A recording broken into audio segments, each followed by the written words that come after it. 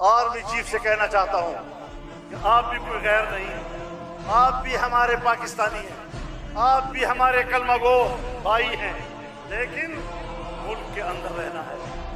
میرے لیے بھی ایک دائرہ ہے، مجھے اپنے دائرے سے باہر نہیں جانا چاہیے۔ پارلیمنٹ کا بھی ایک دائرہ ہے، ہر محکمے کا ایک دائرہ اختیار ہے، اسی طرح فوج کا بھی ایک دائرہ اختیار ہے۔ فوج کی بھی ایک ذمہ داری ہے، اپنی ذمہ داری پہ نظر رکھو۔ ملک اجڑ رہا ہے، خیبر پختونخوا میں آج کوئی حکومت نہیں ہے۔ آپ کی حاکمیت کو میں اپنے صوبے میں جانتا ہوں، تمہاری کوئی حکومت نہیں ہے۔ تم صرف دارالحکومتوں میں اپنے بڑے بڑے بنگلوں کے اندر بیٹھے ہوئے ہو، ٹانگ پہ ٹانگ ڈال کر سمجھتے ہو کہ ہم حکمران ہیں۔ کم از کم میرے صوبے میں تمہاری کوئی حکومت نہیں۔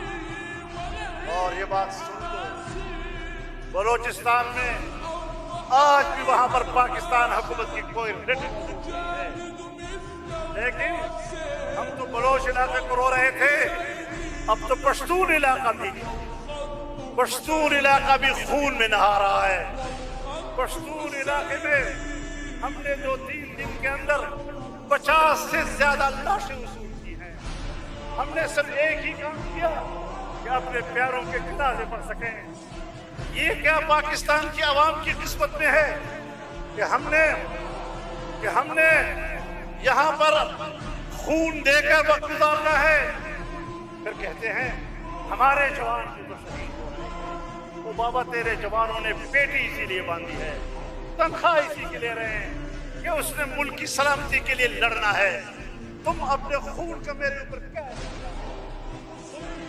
میرے خون پسینے کے ٹیکس سے اسی بات کے لیے تو تنخواہ لے رہے ہو، لیکن ہمیں کہتے ہو کہ تم لشکر نکالو، تم اسلحہ لے کر مسلح گروہوں کے خلاف لڑو۔ میں کوئی لشکر نہیں بناؤں گا، تم چلے جاؤ گے، تم میری سرزمین کو ہمیشہ کے لیے قتل و غارت گری کی طرف دھکیل رہے ہو۔ یہ سیاست